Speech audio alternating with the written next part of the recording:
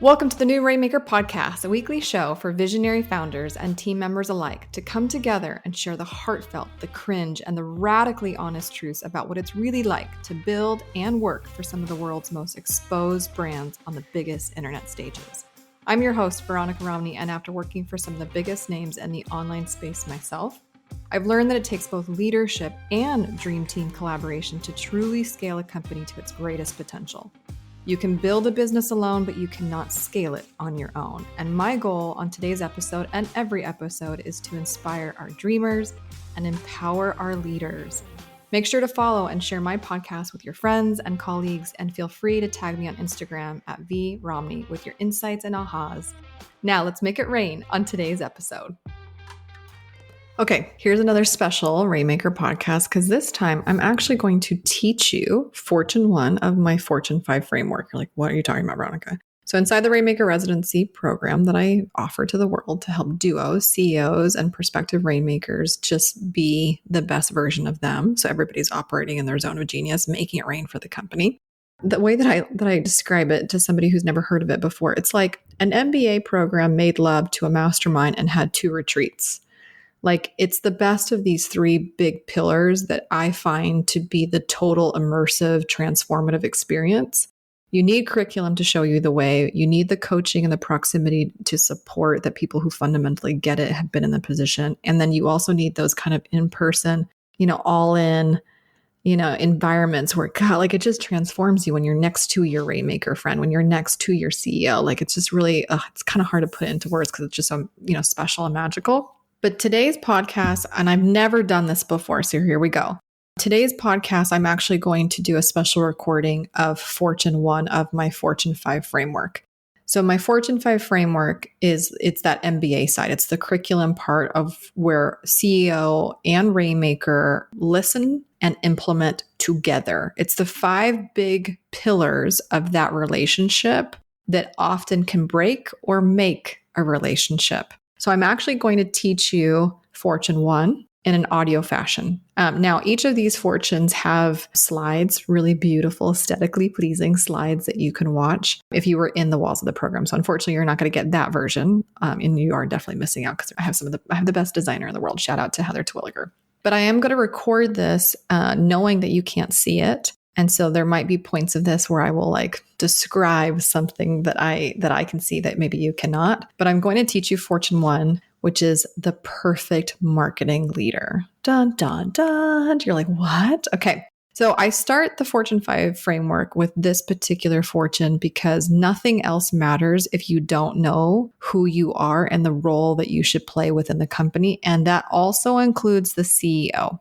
Now, remember, if you're a startup CEO, meaning that this is not funded. Like when you're a funded CEO, you build your team back, like you build your team top to bottom because you have the money from the get-go to hire the most expensive roles, and then they build the more affordable roles underneath them. But when you're a CEO who eats what they hunt, who's had to produce their own fuel to their car, like when you're self-funding your own business, you start bottom to top because you're basically building a team in the order in which you can afford it. And so what happens is you as a CEO do everything, and then you tend to hire people who can do a little bit of everything. And the next thing you know, the company is just riddled with what I call Frankenstein roles, these roles that are a little bit of marketing, a little bit of company support, a little bit of operations, a little bit of customer, it's just like, what kind of animal are you? You're like half platypus, half donkey, half all things ass. Like it's just hard. And that, by the way, for a CEO too, is depleting and unsustainable long-term. So let's start with Fortune 1, shall we? So Fortune 1 is the perfect marketing leader. To be or not to be. Before we can talk about leadership, we need to understand what you're a leader over first. So what we need to do is actually define what marketing is, because if you're contemplating joining the Rainmaker residency or you're inside the Rainmaker residency, we need to make sure that we're crystal clear on what your Rainmakers are responsible for and what they're not responsible for, because this is where it can get hairy. Now, to do that, we need to define what marketing is and isn't, right? Because a Rainmaker is a marketing leader. Their job is to care and be responsible for the prospect's journey. But marketing.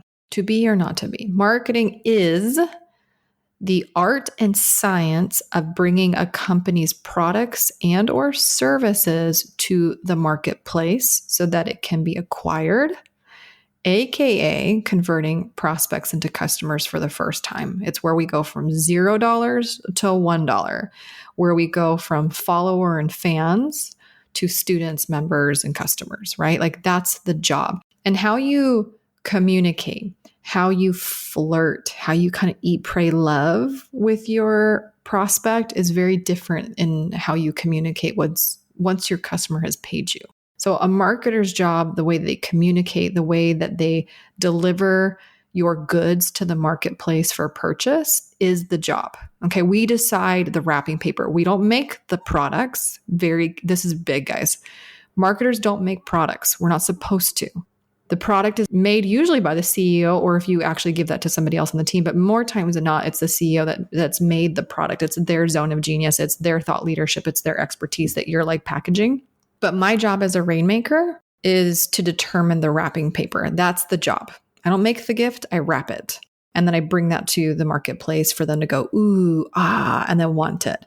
So marketing's job, the definition of marketing, what it's not, is it's not the whole freaking company. And this is where it gets really hairy. And this is why most rainmakers will turn over, because their responsibilities go way beyond the bounds of what they're supposed to be doing. And it doesn't make sense and they can't win. Now, if you were to go to like Wikipedia and type in what is marketing, I'll tell you, this is what it says, right? So Wikipedia will say that a marketer's job and marketing's function in a business is to explore, create, and deliver value to meet the needs of the target market. It's also to select a target audience. So that is a marketer's job. Sometimes in the research, we're like, this product would actually be perfect for this audience. Like that is our job. It's also our job to determine, make the call.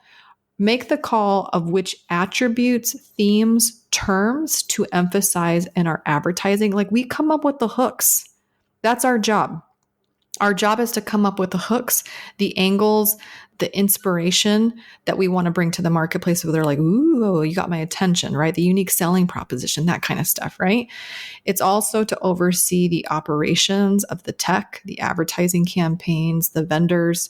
We also attend and oversee and produce trade shows or public events or conferences that you might participate in. We certainly design or work with the design arm for the products and the packaging to attract the buyer. We'd also define the terms of sale. So like money back guarantees, the conditional refunds, like that kind of stuff is actually on marketing, which includes the pricing, the discounts, the warranties, the return policy. That is a marketing function, because it actually can influence somebody to buy or not buy. We also determine where we put the product. So there's so many ways in which you can advertise. Do we put it on a billboard? Do we do some Facebook ads? Do we do it do we do a wrap around a bus? Should we have our face on pamphlets that people hand out? Are we dancing on the street with the sign? We're in charge of the placement of where this product gets advertised and marketed. And we're the ones that also create marketing relationships. And that can be with media companies and outlets, influencers, affiliates. We are conscious of who is communicating on behalf of our brand and also partnering with those people. We obviously oversee those people and handle the agreements with retailers, distributors, resellers, affiliates, brand ambassadors. And our job is obviously to create a desire, a yearning, and awareness behind what we're doing and protect the brand at all cost. Right? That's our job. How the brand gets interpreted and also the sentiment around the feelings around the brand is what we get to influence. Told you it was a long list. And that's why when people tell me that they've a part-time marketer or a fractional CMO, there's a part of me that just wants to scream, because there's enough on marketing's plate to be full-time plus, like Disney Plus. Okay. So marketing is marketing, sales, content, advertising, public relations, and marketing is also traffic generation, promotions, business development, branding, and design. Marketing leaders serve prospects and brand. They do not, it should not be in their job description. They do not serve customers and products. That's not our job. So the reason I even start Fortune 5 framework with this understanding is because usually what needs to happen at the very beginning of this relationship is I'm going to look at the CEO's job description and I'm going to look at the Rainmaker's job description and I'm going to hack. There's going to be some shedding and trimming and then also things being added. Marketing leaders, Rainmakers should not have customer-centric KPIs or product-centric KPIs. It's really all about that prospect and that brand care. Okay. So if Rainmakers don't serve customers and products, they're just serving the prospect and the brand, then who takes care of the customers and the products, right? Well, in order for us to answer that, we also need to be as entrepreneurial minded and understand business at a macro level, right? Like there's so many ways that you can create an org chart for your business and it can get really complicated. I mean, there's lots of names out there, right? Like if you were in the corporate world, it'd be like, flat, horizontal, hierarchical, vertical, top down, matrix, divisional, like bleh. Screw it. Like, let's just keep it clean. I love KISS, right? Keep it simple, stupid. So let's just honor where you're at today and where we need to go, right? If you're that early entrepreneur and that startup CEO, like you're doing everything everywhere. You're doing the red, which is the Rainmaker color. You're doing yellow, which is what normally the color that I use for customer centric stuff. And you're doing the blue, which is more of the company stuff. So like you're dealing with the CPA, the lawyer, the bookkeeper, customer service, the Facebook group. You're the social media manager, the designer, the copywriter, the ads. Like, hello, welcome to going from zero revenue to like 1 million usually is this kind of mess. Then what we start to see right before 7 figures or over the hump of 7 figures is we're starting to see lanes to the highway, because before it was like bumper carts, like we're doing everything everywhere. Now we're starting to see lanes in your highway that is your business where there's discipline where you're like, this is prospect centric activity, this is customer centric activity, and this is company centric activity, right? We don't ever, I'll be honest with you, there's this big misconception for online entrepreneurs around the term integrator. So I do want to clarify it because if you've read the book Traction and Rocket Fuel, which by the way, I'm a huge Gino Wickman fan. This is not a diss. I actually love the book and I've implemented it in several businesses and I've worked with EOS implementers. But integrators don't really get on the scene in small numbers. Like you don't really see the need for an integrator when you're like 1 million, 2 million, 3. I mean, like you really don't. An integrator is a leader of leaders. An integrator also gets paid to be a leader of leaders. Like for most of you that's listening, like you just need a leader for the first time. You don't need a leader of leaders. That's like too much. So we don't really see integrators or presidents or GMs or like, that type of position that until really further out in the revenue. And also keep in mind, like Traction and Rocket Fuel are phenomenal books, but they were also really written in mind for traditional businesses, like brick and mortar businesses, manufacturing. Like think about traditional business verticals. If you've ever tried to take Traction and completely 100% take every single thing and try to bring it to the online industry and the online CEO who is a personal brand, it doesn't translate. Because it doesn't also take into account that the CEO is the spokesperson. It doesn't take into account that a lot of what we have to do to drive the marketing and sales is also an enormous amount of content production, an enormous amount of awareness play. Like those are things that aren't really covered in traditional businesses as much as you would think. So like I love Traction, but keep in mind there are some shortcomings. And I'm sure Gina would say the exact same thing. Like it wasn't meant for this specific industry and the specific needs of this industry and its team members. So like, I'm not anti-integrator, but I will tell you, I don't see integrators and I don't actually recommend integrators coming onto companies before Rainmakers are already there. Like usually we like to see a whole bunch of marketing doers, then we see the Rainmaker, and then we go into an integrator position, which is oftentimes the Rainmaker's next big professional move, which is kind of exciting for them.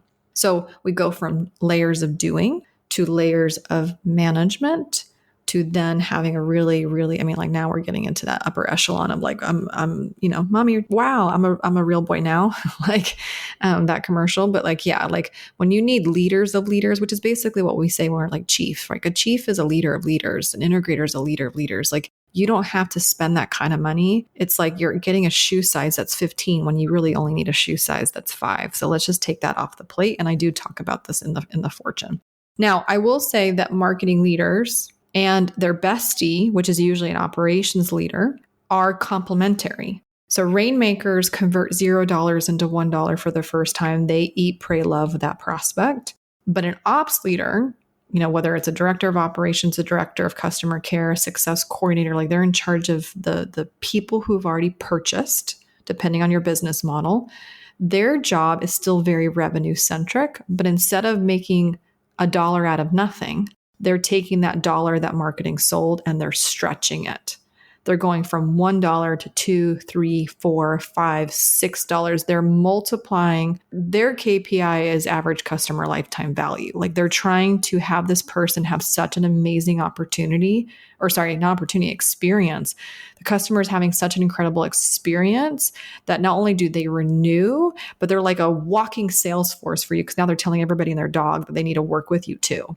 That's customer lane. That's a full-time job in and of itself. That's not the same thing as a Rainmaker, and it's not a 2-for-1. A Rainmaker doesn't do both eat, pray, love with the prospect and rock, burp, and care for the customer. No. How we speak with our customers, care for our customers is not the same treatment that marketers and Rainmakers have to do with prospects that they are courting and flirting and then wanting, will you marry me kind of thing. So they are complementary leaders, but they are not the same leader. Now, if you're listening to this podcast, you're like, oh my gosh, I need both. I was just on a clarity call yesterday, and it was very clear to me. This woman was about $800,000 in revenue. She was on the brink of like, I need both. I'm like, I don't doubt that you need both, but here's my advice. Don't do it in one shot. If you're having a significant retention issue and your members are not being cared for and now your reputation is being stained in the marketplace, let's focus there. I wouldn't advise you to worry about your Rainmaker. Like we're not going to add more people to a leaky bucket. That's just not a really great idea. Perfection isn't the goal, but like we also can't let our brand or our reputation not be cared for by our existing members who are telling people about us. Okay. Especially in those early days. I mean, you're still not $1 million, right? So market validation is really important. If that's more important or if that's more of a problem, start there. If you're like, actually, I built one hell of a Noah's Ark, I'm really freaking proud of my product. And I might not have an operations leader, but the team that we do have, the ambassadors, the student care, the Facebook group admin, like whoever you have on that side is doing a really good job, and you have, your members, your students, your customers are having a really positive experience. And you're like, I already built Noah's Ark. So far, so good. I would like to get more animals on the ship, please. That's the Rainmaker. So I can't make that decision for you, but I am educating you in this fortune that they're not one and the same. And I wouldn't advise you to do 2 in one shot. That's too much saturation for the business. That's way too much change. And it can actually be like really stressful for you as a CEO. Go one at a time.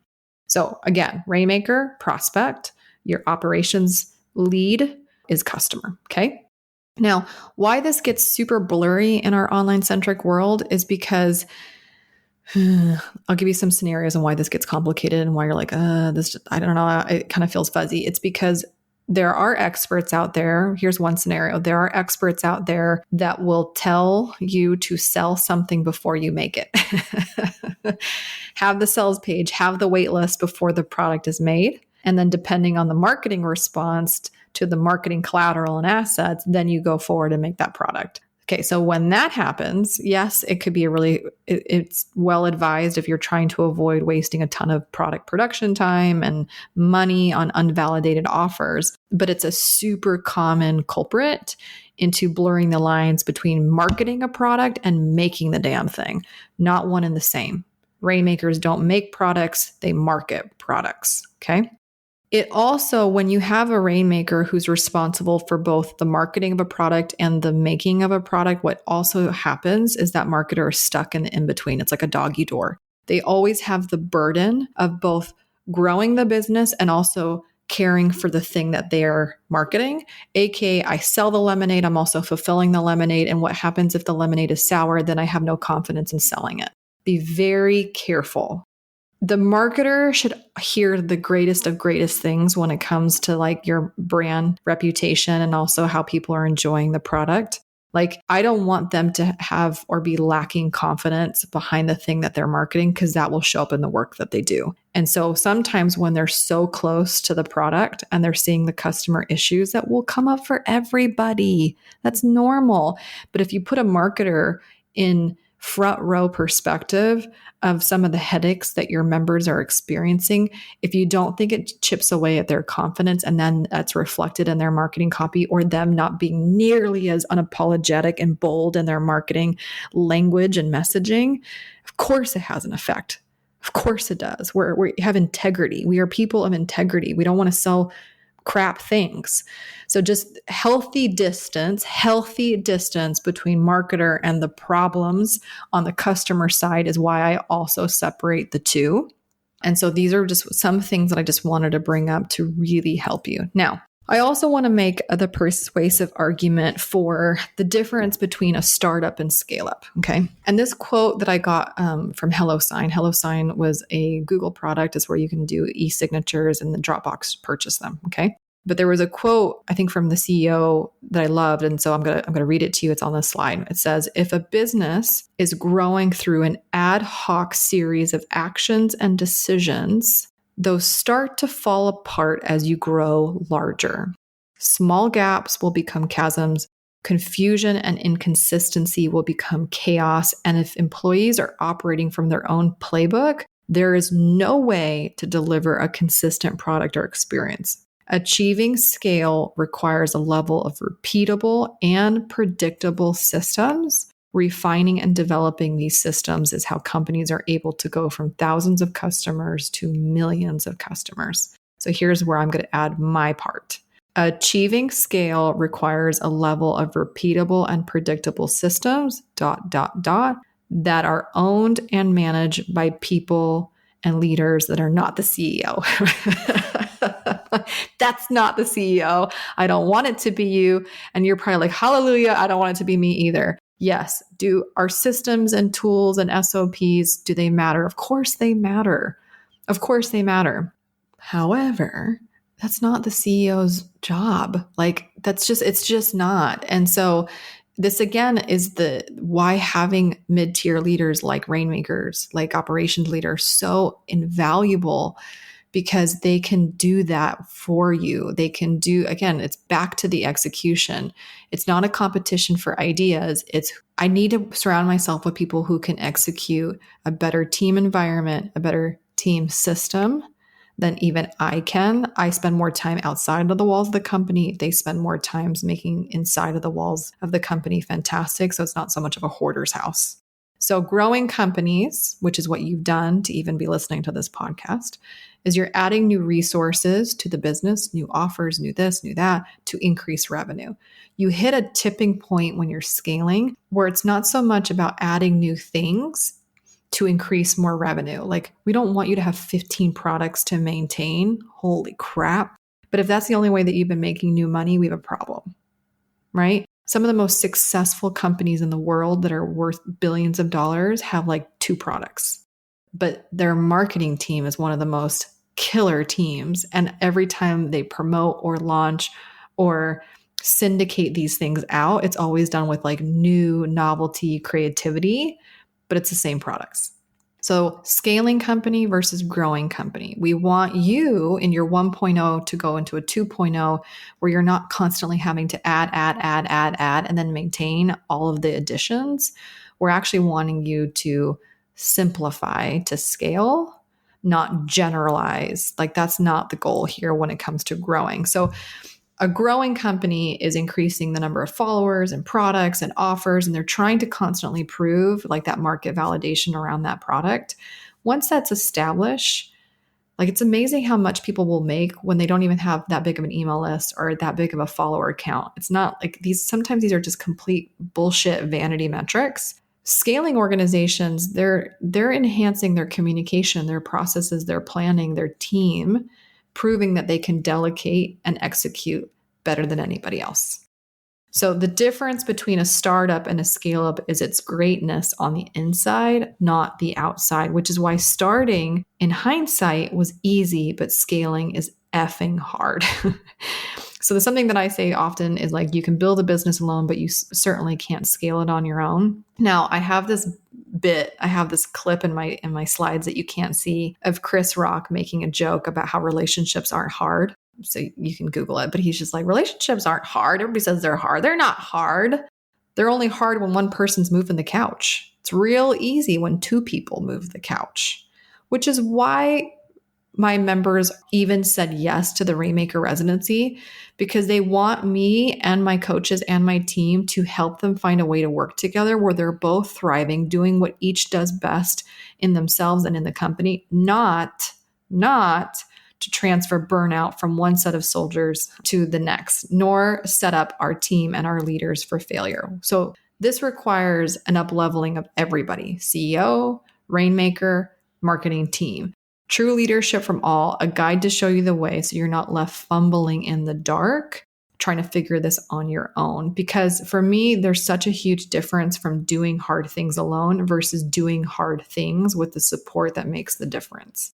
Now, let's talk about leadership, because this fortune is called The Perfect Marketing Leader. So what is true leadership? And one of my favorite books is a book called The $1 Trillion Coach, which is the story of Bill Campbell. He was like this secret, no one really knew. I mean, honestly, they published the book after he passed, but he was literally Silicon Valley's number one coach for some of the biggest CEOs in the world, like Steve Jobs, CEO of Google. And something that he would tell these leaders is he's like, look, your title makes you a manager, but your people make you a leader.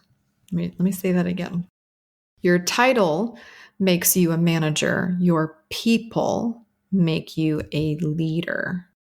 Leaders, like the greatest leaders of all time, and this includes you, the CEO. This definitely includes you, the Rainmaker. You're not afraid to get your hands dirty. We're not holier than thou here. We're not afraid to fight on the front lines, stay up late, volunteer to help different departments during a launch, advocate for our team members. We are quick to both uplift, but also correct when there needs correction, especially when we're working with creatives. Leaders have to be able to provide constructive feedback in a way that the team feels like they're valued because you spent the time to give them the constructive feedback. Think about that for a second. I know you love me because you tell me that there are walls to my playground. If not, you wouldn't love me and you wouldn't care about for my safety, right?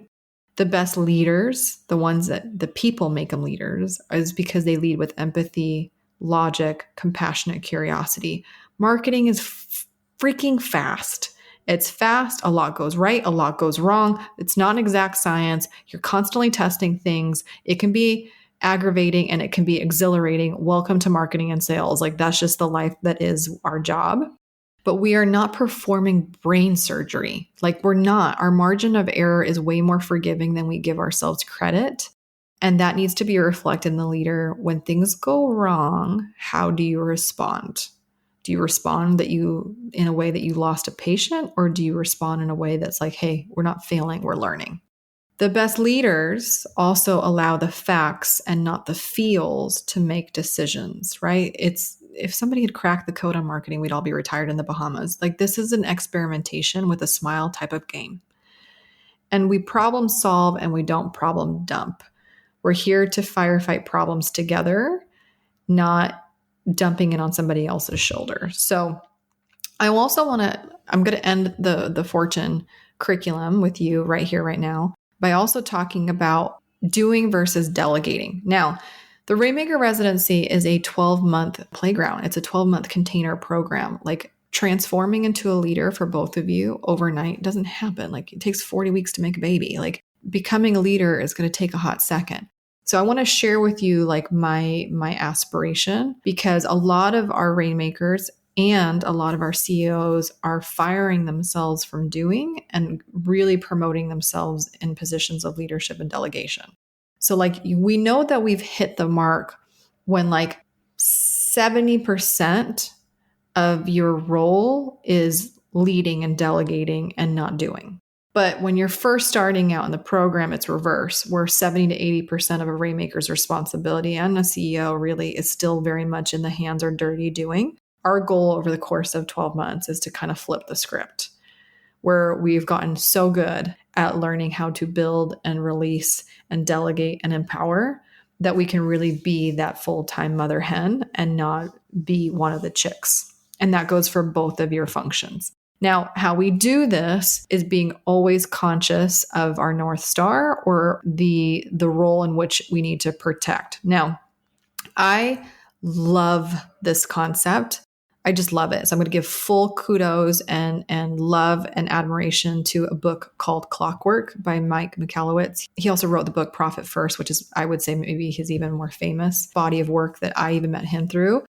He has a book called Clockwork, which is about how to run a business at its highest efficiency. He had this example in the book that has just stayed with me, and it's the argument that he makes about the queen bee. And look, in marketing, there's a lot of analogies. We like to use parables, analogies, metaphors. We're constantly talking in signs, I swear. It's just what marketers do. And I've heard beast analogies. I've heard, beehives, bees are some of the most efficient creatures in all of nature, and ants, like I've a lot of ant hills and farms and a lot of bees.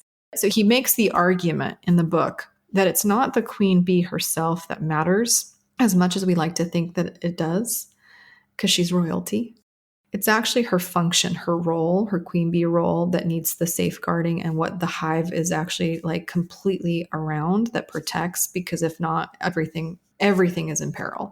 So he makes the argument that every business not only has a queen bee, which I'm going to just say right now, the CEO tends to be it, but that not only is there a queen bee, but there is a queen bee role that is actually the thing that needs to be protected the most.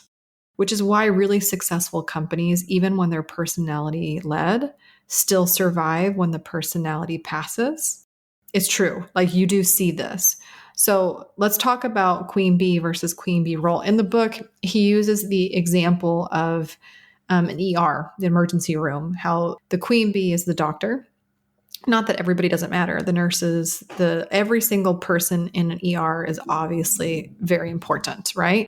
But he makes the argument that it's not just the doctor that is important, with their very fancy education, but it's actually the role that they perform that needs to be safeguarded at all times. And an ER that doesn't do it suffers fatal consequences like patients dying in the waiting room for not being seen versus really efficient ERs that a patient's getting treatment within 20, 30 minutes of arriving, if not sooner. So the role in the ER room is the diagnosis. Like you can't really do jack unless there's a diagnosis of what's happening. And only the doctor can do that. And so the sooner that a doctor can see somebody to diagnose, the quicker everybody else can go, the quicker the nurses can administer the treatment, the quicker that the finance department, the insurance, all the things can go knowing what's happening because we have a treatment plan or a diagnosis that's been issued. So I was thinking about this because I don't work with doctors. I'm not in the traditional business. I work with influencers and content creators and personalities and thought leaders and experts. Okay. And so I was thinking about that. I'm like, I would even say that roles differ even if it's the same person. So I was thinking about this, and this is my take on it. But Adele and Taylor Swift, are the same queen bee. They're artists. They're performing artists. They're artists. They're singers. They're artists. They're musical artists.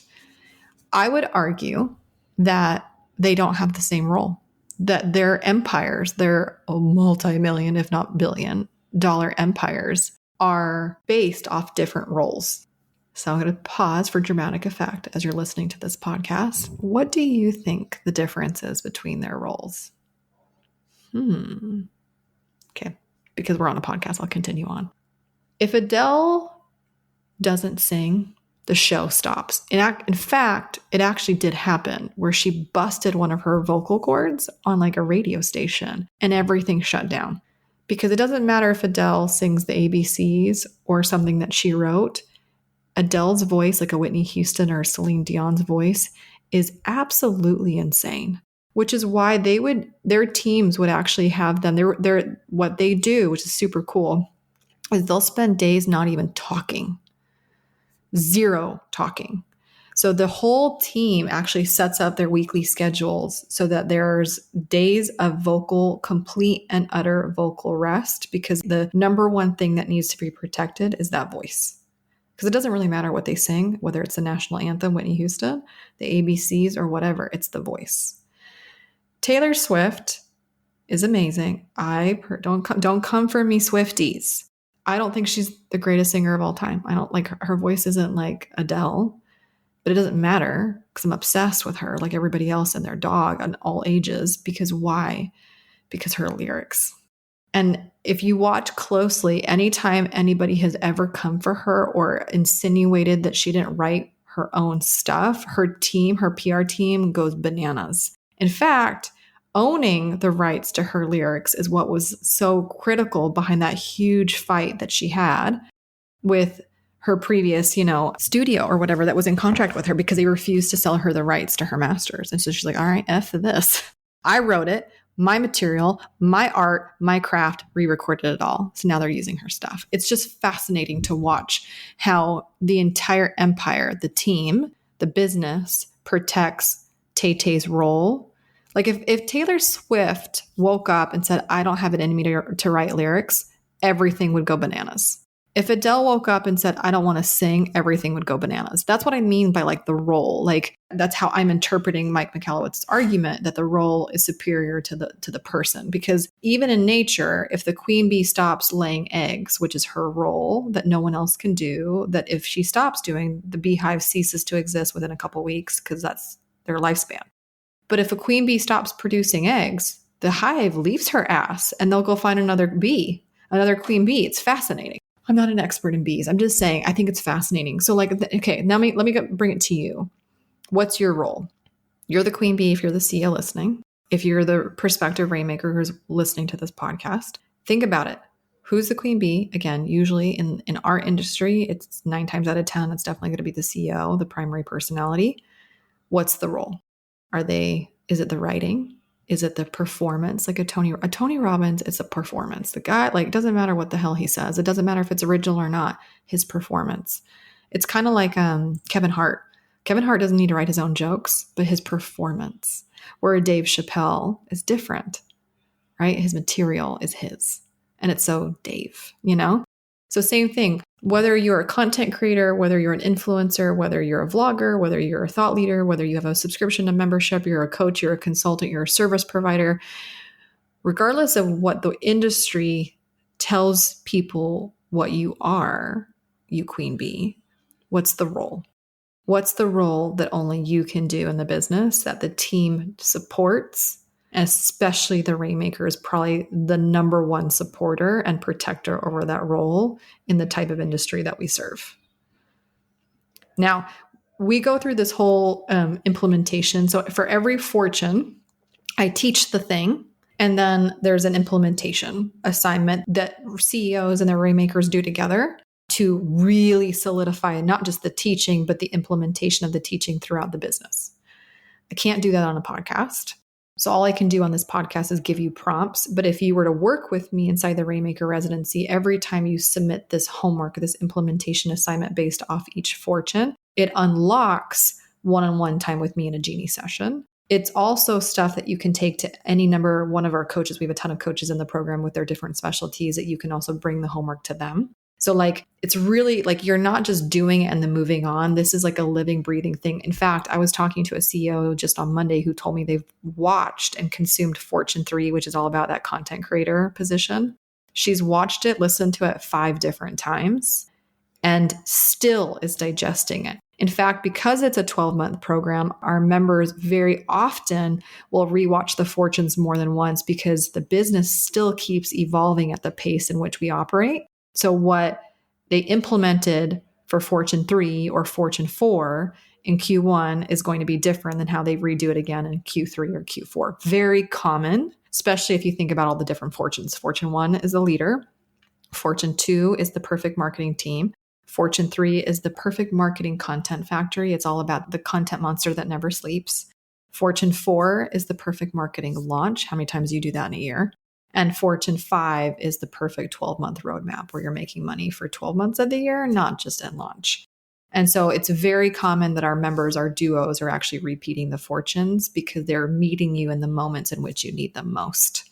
So look, there's way more that I can keep going, but I think for the purposes of this podcast, what was important to me is if you are sincere in exploring joining the Rainmaker residency and you are sincere about being educated, being empowered, being shown the correct way forward, not just in this critical relationship, but I mean, as you can tell, even from this small snippet of Fortune 1, how much the work that we do influences every part of your business, every part of your business, beyond even the walls of marketing.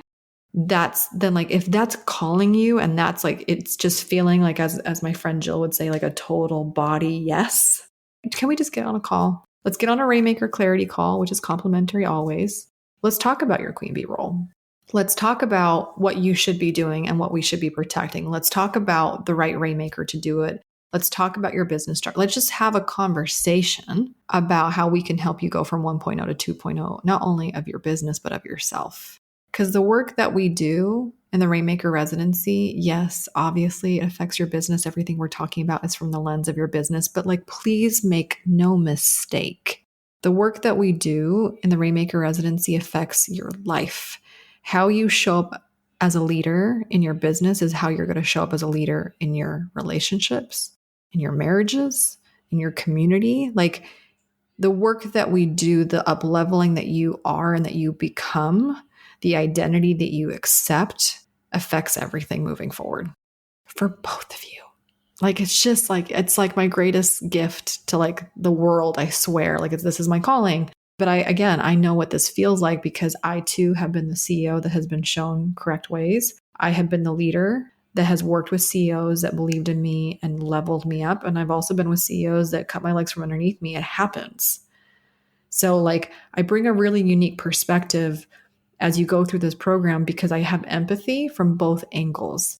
And I can oftentimes translate what is untranslatable. Like, you're trying so hard to say something you don't want to offend, or vice versa. And like, between me and the coaches, we can show you a way, not just to do incredible flipping work, but to communicate.